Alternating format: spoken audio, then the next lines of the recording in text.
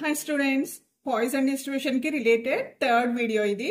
So ఎవరైతే previous 2 videos చూడలేదో so subscribe చేసుకొని ఆ ప్రీవియస్ 2 వీడియోస్ చూడండి. సో ఇప్పుడు మనం చెప్పుకోబోయేది ఏంటంటే సెంట్రల్ మూమెంట్స్ అన్నమాట.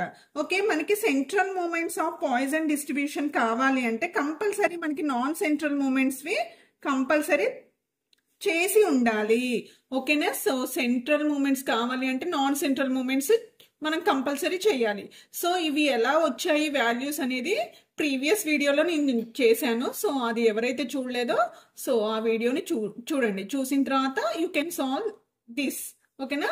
సో μ1 డాష్ వచ్చేసి లాంబ్డా. μ1 డాష్ ని మనం ఏమంటాము? మీన్ అని కూడా అంటాము. Okay, μ1 dash is denoted with mean. Next μ2 dash value వచ్చేసి ఏంటి? Lambda square plus lambda. Next μ3 dash equals to ఏంటి? Lambda cube plus 3 lambda square plus lambda. μ4 dash వచ్చేసి ఏంటి?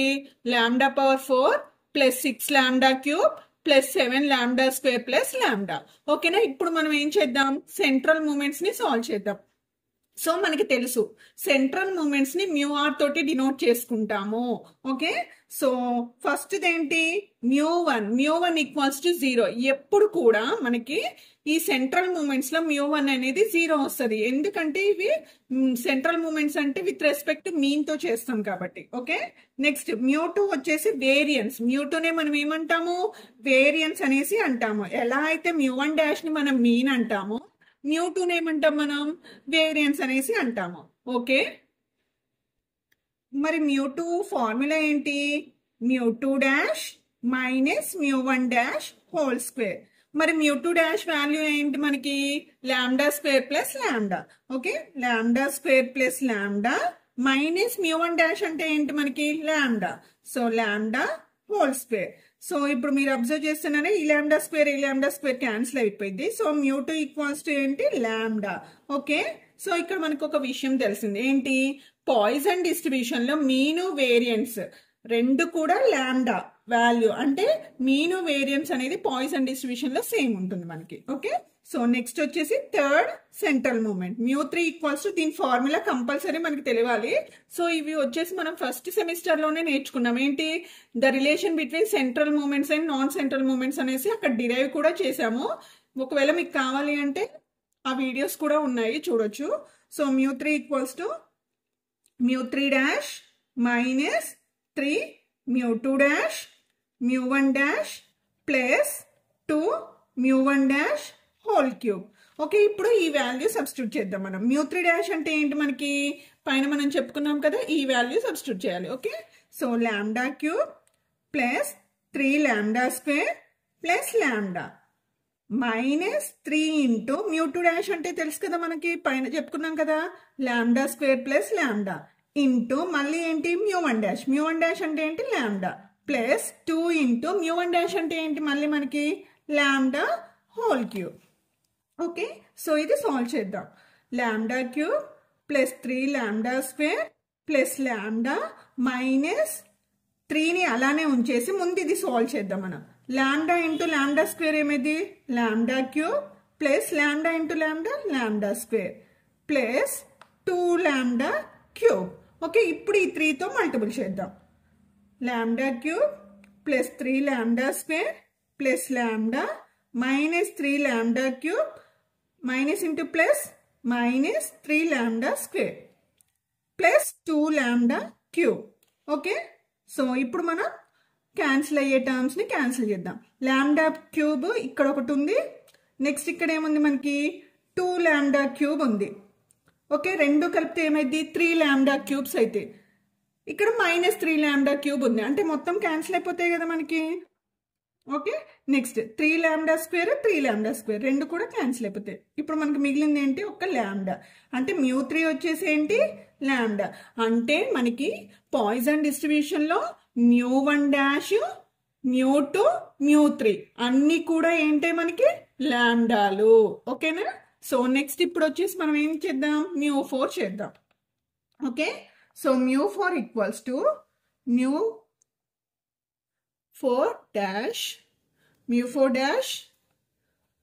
Minus 4 μ3 dash μ1 dash plus 6 mu2 dash mu1 dash whole square minus 3 mu1 dash whole power 4. So values ni substitute. So mu4 dash వచ్చేసి ఏంటి మనకి lambda power 4 plus 6 lambda cube plus 7 lambda square plus lambda. Okay, minus 4 into mu3 dash lambda cube plus 3 lambda square plus lambda. Okay, into again lambda plus 6 mu2 dash అంటే ఏంటి lambda square plus lambda into మరి mu1 dash అంటే ఏంటి మనకి lambda, ఇక్కడ square ఉంది కాబట్టి square పెడదాం, మైనస్ 3 into mu1 dash అంటే lambda power 4. ఇప్పుడు దీన్ని మనం సాల్వ్ చేద్దాం. lambda power 4 plus 6 lambda cube plus 7 lambda square plus lambda minus 4 అలానే ఉంచేసి ముందు ఇది సాల్వ్ చేద్దాం. lambda into lambda cube ఏమిది lambda power 4 plus 3 lambda square lambda cube plus lambda square. Okay, plus 6 అలానే ఉంచేసి lambda square into lambda square lambda power 4 plus lambda into lambda square lambda cube minus 3 lambda power 4. ఇప్పుడు ఈ 4 తో into చేద్దాము, ఈ 6 తో into చేద్దాం. Okay, lambda power 4 plus 6 lambda cube plus 7 lambda square plus lambda minus 4 into lambda power 4 minus 4 lambda power 4 minus into plus minus 3 4 plus 3 12 4 3s are 12 no 12 lambda power cube minus 4 plus minus 4 lambda square. Okay, plus 6 into lambda power 4 plus 6 into lambda cube minus 3 lambda power 4. Okay, that equals to lambda power 4 ఇక్కడ ఉంది, next minus lambda power 4 ఉంది, అంటే ఏమైంది మనకి minus 3 lambda power 4 అవుతుంది. Next ఇక్కడ minus 3 lambda power 4 మొత్తం కలిపితే ఏమవుతుంది 6 lambda power 4. ఇక్కడ మనకి ప్లస్ 6 lambda power 4 అంటే మొత్తం కూడా మనకి ఏమైపోతే క్యాన్సిల్ అయిపోతాయి. lambda power 4 అన్నీ కూడా మనకి క్యాన్సిల్ అయిపోతాయి. ఇప్పుడు క్యూబుల దగ్గరకు వద్దాం. 6 lambda cube next minus 12 lambda cube ఏమైంది మైనస్ 6 lambda క్యూబ్ అయింది. ఇక్కడ ఏముంది మరి ప్లస్ 6 lambda క్యూబ్ అంటే ఇవి కూడా మనకి ఏమవుతాయి క్యాన్సిల్ అయిపోతాయి. Next 7 lambda square minus 4 lambda square ఏమైంది 3 lambda స్క్వేర్ ప్లస్. సో ఇదంతా సాల్వ్ చేసిన తర్వాత మనకి ఈ వాల్యూ వచ్చింది. సో నెక్స్ట్ ఇప్పుడు మనం స్క్యూనెస్ కర్టసీస్ కూడా క్యాలిక్యులేట్ చేయొచ్చు. సో మీ అందరికీ తెలుసు coefficient of skewness is denoted with beta 1. So beta 1 formula ఏంటి మరి mu3 square by mu2 cube. మరి mu3 అంటే ఏంటి మనకి mu3 వాల్యూ ఇందాక ఏమొచ్చింది లాంబ్డా వచ్చింది. So lambda whole square by మరి mu2 అంటే కూడా లాంబ్డానే కదా lambda whole cube. So square cancel అయితే మనకి ఏం మిగిలిద్ది 1 by lambda అనేది మిగిలిద్ది. అంటే coefficient of skewness value in poison distribution ఏంటి 1 by lambda. అలానే నెక్స్ట్ వచ్చేసి బీటా 2. బీటా 2 అంటే ఏంటి కోఎఫిషియంట్ ఆఫ్ కర్టసీస్.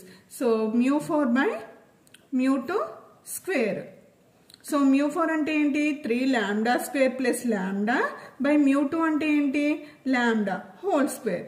సో దీన్ని మనం స్ప్లిట్ చేయొచ్చు 3 lambda square by lambda square plus lambda by lambda square. ఈ రెండు క్యాన్సిల్ అయిపోతే ఇదొకటి క్యాన్సిల్ అయింది అంటే మనకి ఏం మిగిలింది 3 plus 1 by lambda అనేది మిగిలింది అనమాట.